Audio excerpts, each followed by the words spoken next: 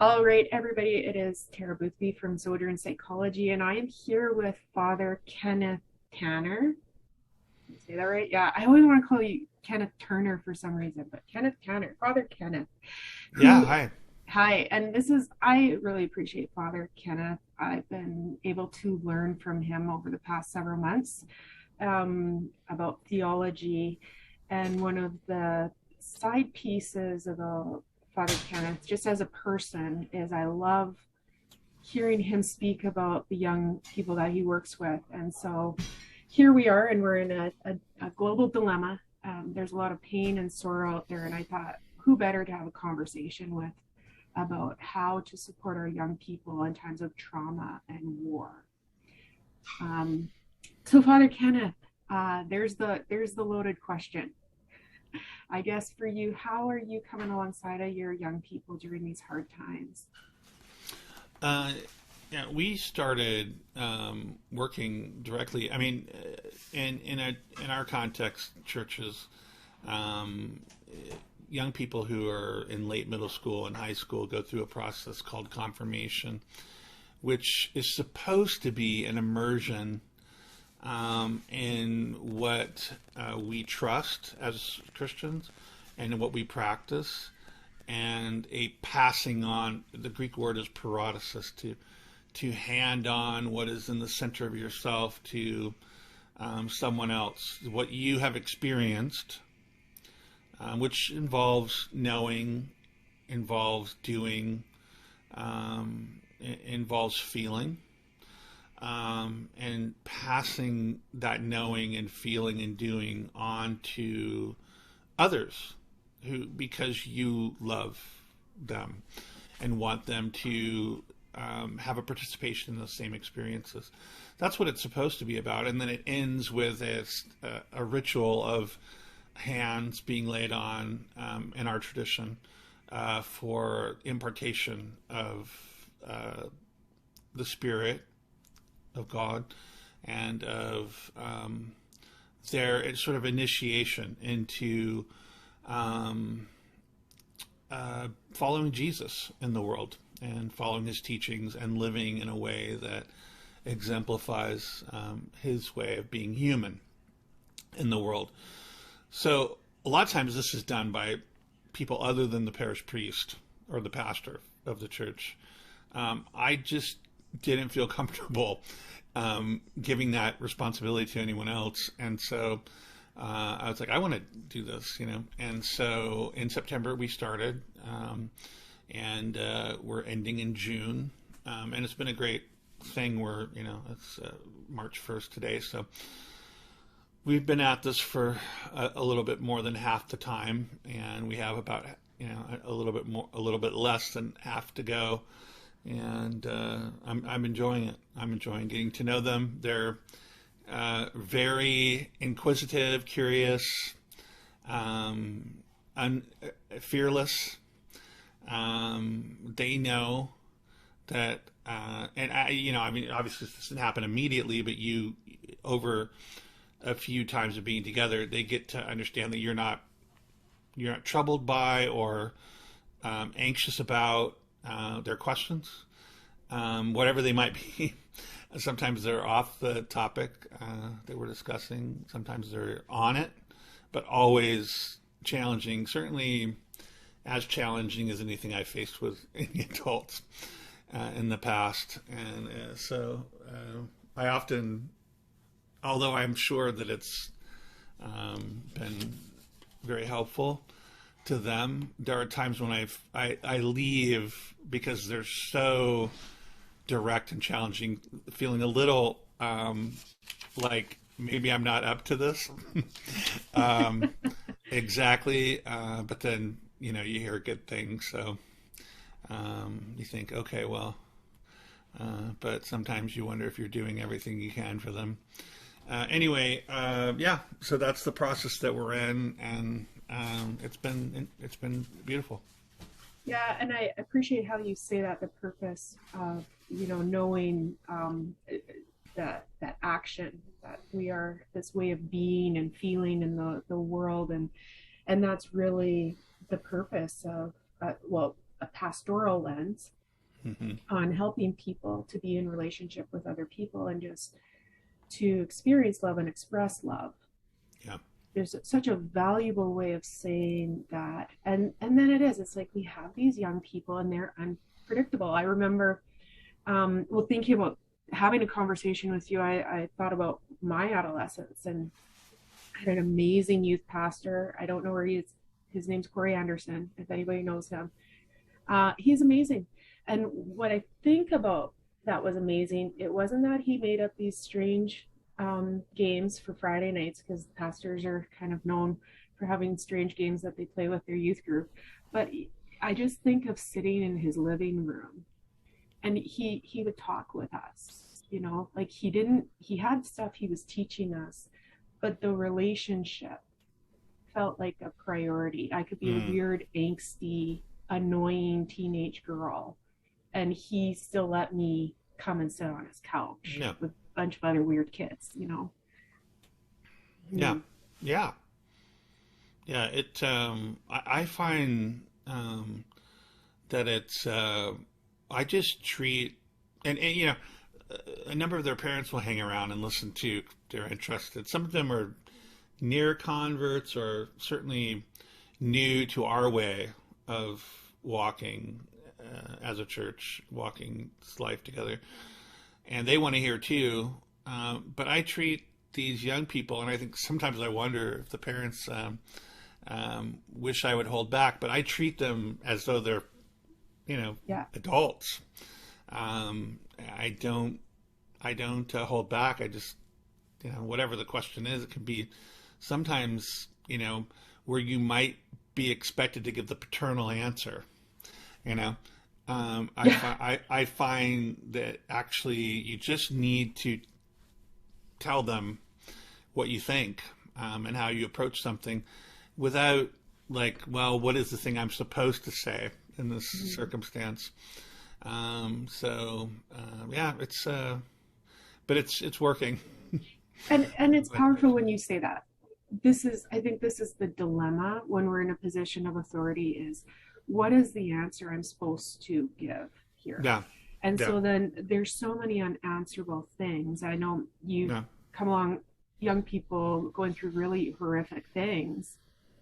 And it's like, how do you, as father to your parish, hold space for these young kids that are going to ask all sorts of questions? They don't really want an answer. They just want you.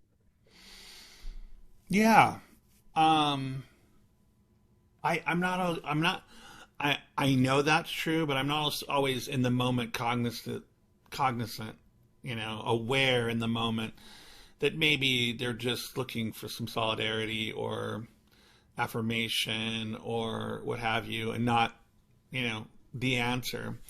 But I hope that's conveyed in the way that Mm-hmm. I try to respond, which is sometimes I don't know. Sure. I think that's important. But also, this is, somebody asked me. I think sometimes it's easier to give examples. So someone said, "What do I think about couples living together?" Instead of being married. And of course, there's an answer you're supposed to give about that, versus the more complex answer of what it means to live in this world that we're walking through right now. And so, I started out talking about sociology and what sociology has helped us to understand about all of this. And then I went to more like, this is what our community treasures and values when it comes to these relationships, and why we see them as covenantal, and why we see them as communal, and why promises are made, and so forth and so on. You don't start with, like, oh, of course they need to be married. If they're not, it's sin, and so forth and so on. Because they're going to be encountering, as they grow up, and people making other kinds of decisions, they need to be able to be gracious, towards what other people decisions other people make, about these things, but also be able to to speak from feeling, from action, and from knowing what why does our community value this way of I don't know, surrounding these relationships with virtue and value and meaning. And so it's more important to me that they grasp that than like, that they just be given a rule, or this is the boundary, Yeah. And so they can be gracious, but they can also understand, well, why are we putting these particular, because, we're putting particular demands upon ourselves, but all of this has to flow from, and I don't think it really works without an understanding that there is a human who has lived an uninterrupted life with God, who has always never walked away from love, and who is our life, the life of every human being. His story is our story. And so we no longer have to be that person in the world. There is one who has been that person, in terms of whether, God loves us or accepts us, or we're not trying to, earn God's favor or love. We're not trying to make it happen and so forth. So it gives us freedom, knowing that that's already been done on behalf of every human, to enter into life as an opportunity, an occasion of grace, and to live by the Spirit in the way that He has already lived, knowing that when we, inevitably, fail in doing that, that it's His life that is our life, not the failure. And so, that gives us some room to be gracious with ourselves, to be gracious with others, and to live fearlessly before God. I love that, and it's so powerful to hear pastors, fathers, priests speak about God's love, because I hear psychology all over what you just said. And my own faith orientation right now, I just believe faith is asking questions. I've forfeited my ability to have answers at this point in my spirituality. Yeah.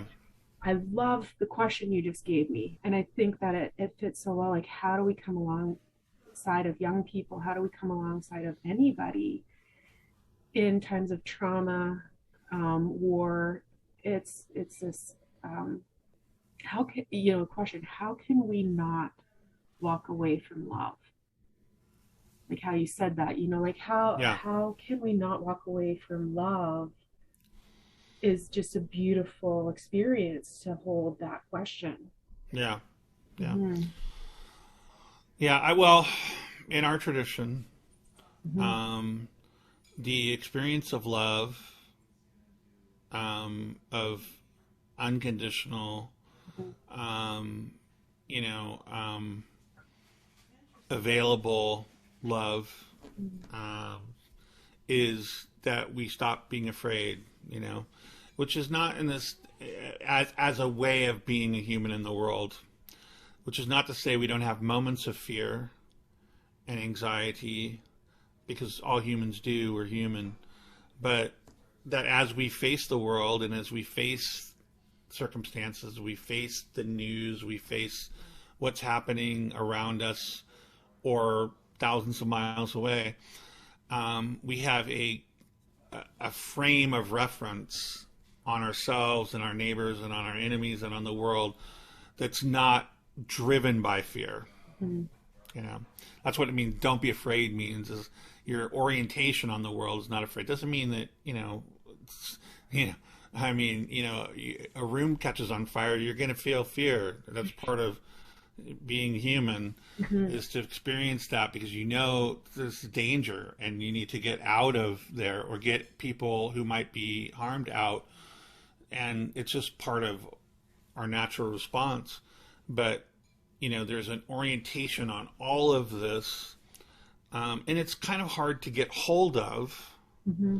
in the moment of trial or the moment of trauma or the moment, if we're not trying to be grounded in it, every day of our life, where not much is really going on to make us afraid.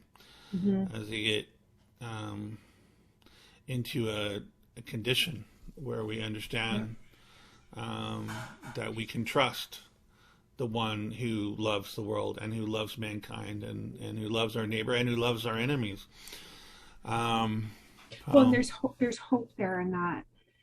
That's the power and the importance of having a theology or spiritual orientation towards unconditional love that is available. And when you're speaking about this, I think of you're one of your youth that asked the what about cohabitation question, and it rings true. Our experience of love in this world is conditional. We've all had conditions, we've all had rules, we've all had one word answers for our questions. And so we doubt unconditional love that is always available. But whether it's a youth or a young person or me or you asking, what about cohabitation? Or how could a Russian boy sign up for war? It really is just this fear, like that fear of our condition, that like, what if there is a limit here? Am I really, really lovable? And have this question. I hope I'm saying that clearly. It's powerful what you're tying together. Yeah. Well, and it's different for different people. Mm-hmm. Some people have a lot of wounds. Some people have genetic predisposition. Some people have hindrances to experiencing or trusting unconditional love, and so we have to be empathetic, compassionate towards them. This is also why we sometimes act out in ways that are opposed to love, because of these wounds and our conditioning and our predisposition. Mm-hmm. But to just continue to affirm that in spite of what we feel or think, our experiences, history, genetics, and so forth and so on, that there is something that is greater than all of that, and that is that love. Love is greater than the love of God is greater than all of these things, greater than our fear, Mm-hmm. greater even than death. And so, but that's that. We are talking about having faith in something, that we can't see, because the world is, and nature itself is not ordered towards, this reality. We don't always see it, in the way things are.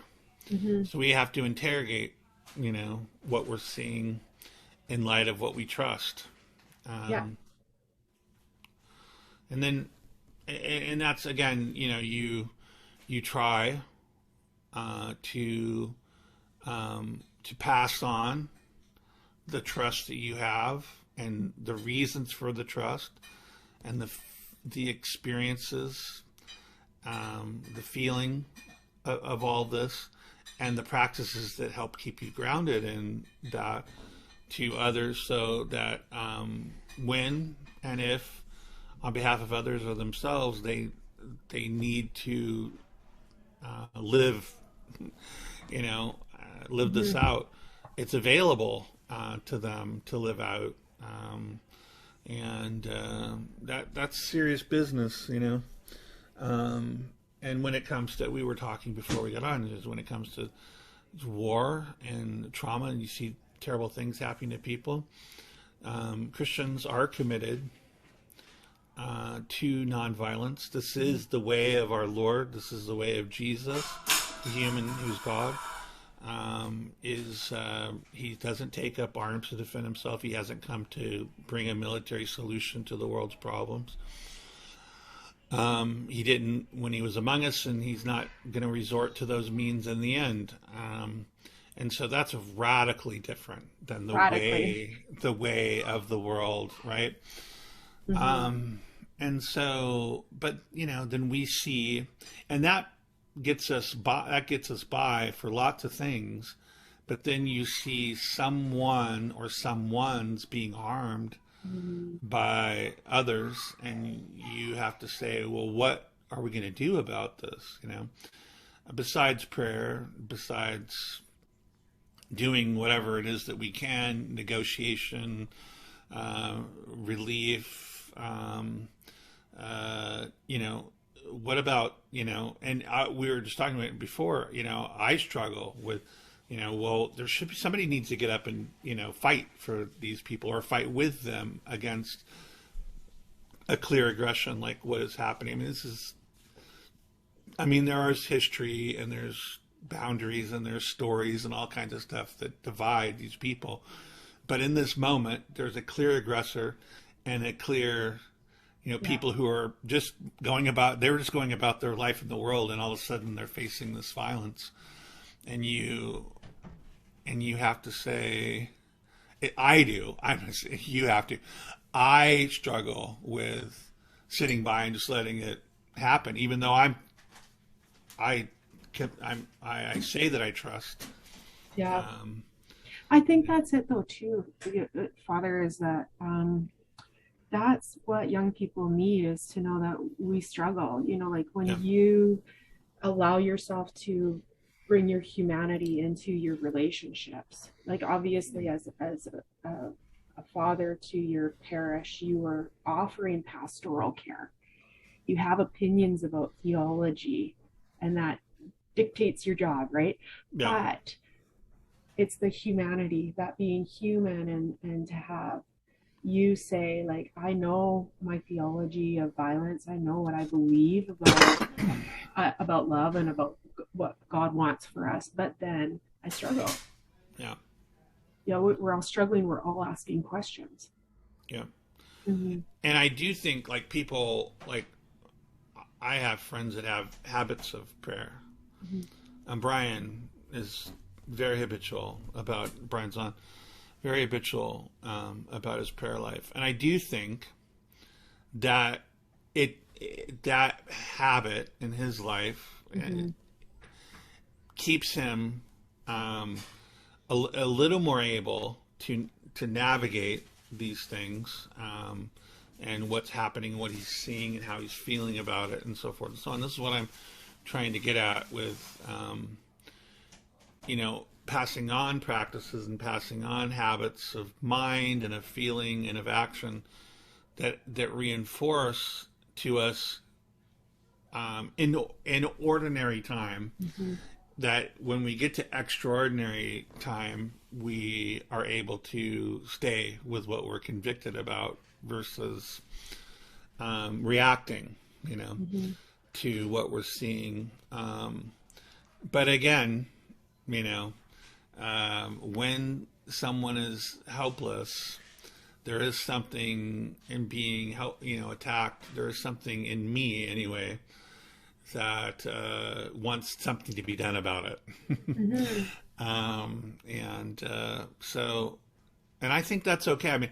I think within the life of the church, all of this stuff needs to be on the table, and we're not going around, well, let's just pray. I just think we should pray about this, or I think we should do, and we don't talk about our own inner wrestling. Then people who are wrestling with things think, well, there must be something wrong with me, because Father doesn't, he's not having these same feelings. He's not approaching this in the same way. So he must, I just need to, and so I'm going to imitate. I'm just going to imitate what he says and what he's doing, and there's no growth there, right? Because, instead, I think if we're honest, we say, well, this is my trust, and this is how I practice this, is how I feel about this. At the same time, it's difficult for me, then people can say, well, if it's difficult for him, but he still does it, then I'm going to try, I'll practice this too, knowing that all this inner wrestling is part of it.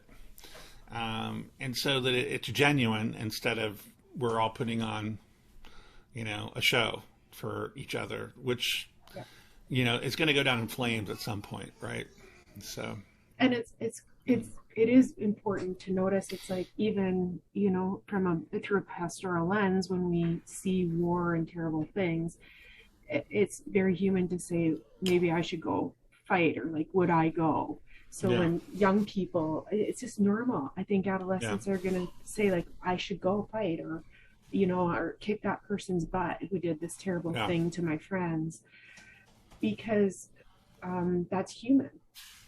So there's this human experience that we'll have. I have a human experience. I'm very good at helping people learn how to fight fairly. I still fight with my husband sometimes. Like, it's just, we're people. We're all just people like everybody else, and sometimes we're good and sometimes we're bad. Yeah. Mm-hmm. Yeah. So that it's always and to get to the real nitty gritty of Christian, what Christians believe about war, and is that even the people who are making war against the innocent are themselves made in the image of God, the objects of the love of God. Not that God approves of what they're doing, but are also loved by God. And the realization that everyone who has wisdom understands that in order to fight often, in order to fight the evil in others, we become evil in the process. And demonize the people that we are in a conflict with, instead of recognizing their humanity, recognize our own limitation. If they throw larger weapons at us and we return with larger weapons, we're just participating in the same cycle of evil and darkness. This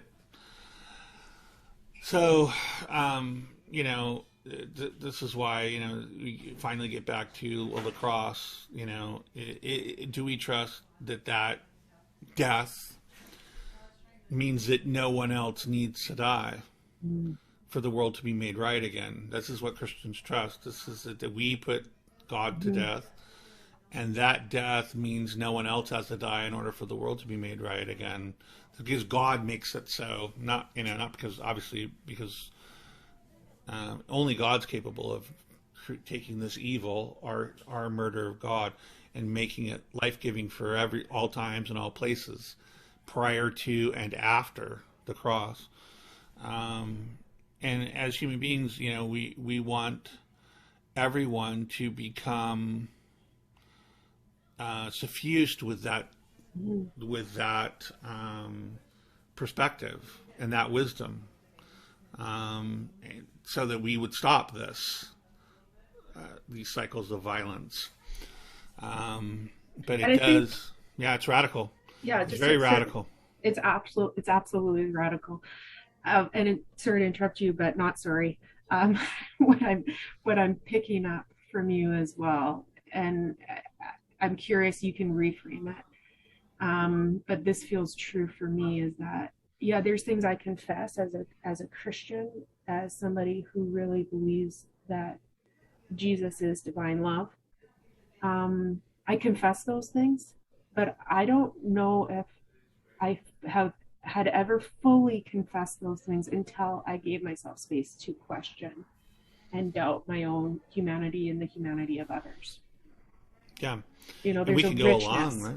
Yeah. We can go along in life to where these things don't become, like, I can teach these young people, and we can have some encounters and some understanding but these things have to become realities within their own lives, and the choices that they make, and the perspectives they gain, it has, we have to come to own these things, for ourselves. Mm-hmm. That's part of it. We can hand on, but people also have to receive. And in the Mm-hmm. receiving, so it doesn't, we can take it and it doesn't become active in us until we're faced with, what do I do in this situation? Um, Yeah. it does help, I think, always to remember that we're safe in God. Um, and so we've been granted the freedom because God accepts the human life of Jesus as the story of every other human being's Mm-hmm. life. We're free to truly be Mm-hmm. who God intended us to be, and we don't have to act in ways contrary to the way of love. Mm-hmm. Um, But we can wrestle with it, and we will. yeah, And that's what I hear too. Like there's this importance when we're coming along the adolescence in particular. I'm speaking about today, but people is honoring the emotional experience. Like we can be really angry right now. We can be very frightened. We can be passionate or political or have all this sort of angsty stuff inside of or us. shut down, or Shut down. want to just ignore and Mm-hmm. bury our heads in the sand, and Mm-hmm. you know, um, those are all, I mean, understandable. We're humans in a human experience, and Yeah. then that's the importance of having spiritual voice and having some spiritual direction or minister in your life. Is it's like for you, Father, you believe in hope and love and all these important parts, and then you just being human with your people, is, I guess, it's just makes those truths more accessible to them. Yeah. I hope so. That's what it. I hope so. That's my. That is my experience. Mm-hmm. Um, I I know that holding them and not revealing the tension and holding them doesn't help anyone. I Mm-hmm. know that that's true because it gives the false impression that I hold these things without struggle. And we're talking about war, but just about everything, Yeah. that we trust, we hold with some struggle Mm-hmm. and questioning and interrogating and doubting, Mm-hmm. and wrestling and holding one thing and doing another. All these things.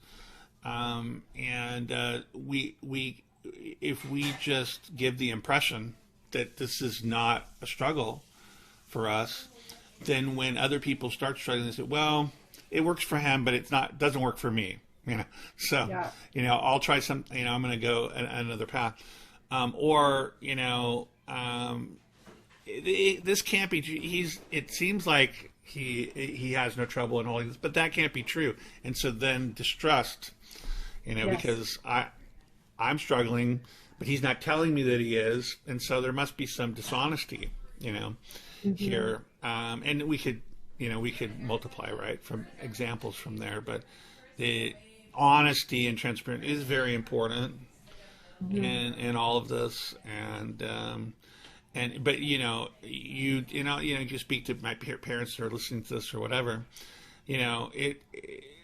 it may seem like the best thing just to say, this is the way it is, this is the way it is, this is the way it is. But actually, in the long run, you are, um, you're short circuiting, Right. a process where people need to doubt and wrestle and struggle and figure things out for themselves. And if you just say, well, this Mm-hmm. is what here, just memorize this, or just believe this and forget about the other part, you're setting people up for Mm-hmm. difficulty later. And I'll say this too. Um, because I think it's really important. Parents have to act toward their children. If we say we trust God with the future and with Mm-hmm. our existence and so forth and so on, but constantly in the ways we relate to our children, we're saying we don't really trust God. We trust our own control of a situation or of a person or whatever. They'll see that. They'll, Yes. they're smart enough to know he isn't really trusting God in the situation. They're trusting their ability to control the situation or control me. And then that's another way it can lead to distrust in what it is that we do indeed trust for good reasons. And so, the helicoptering that we do Mm-hmm. can lead to Mm-hmm. children doubting whether we trust, God. That's a hard word, I know, but it's still really important. And I understand that it doesn't necessarily apply to a 3-year-old in the same way that it applies to a 15-year-old. Yeah. You have to be obviously. I mean, this is common sense. Just apply common sense. Mm-hmm. Up to a certain age, it has to be. This is the way it is, and there is no other. But at some point, you have to start letting. You have to start letting go and indeed trusting. Mm-hmm. Um, And to letting show people them. fumble a bit, letting, Yeah. like, when we think of children, like my children, I think of my children, it's hard, but the truth of attachment is that if we're getting it right 30% of the time, that's good enough. Which is interesting when we're talking about our own fallibility here, is Mm. that the design of the science of love is actually, there's a larger margin of getting it wrong than getting it right if we're authentic in our way of being. And then I would say the secret ingredient is positive intentionality.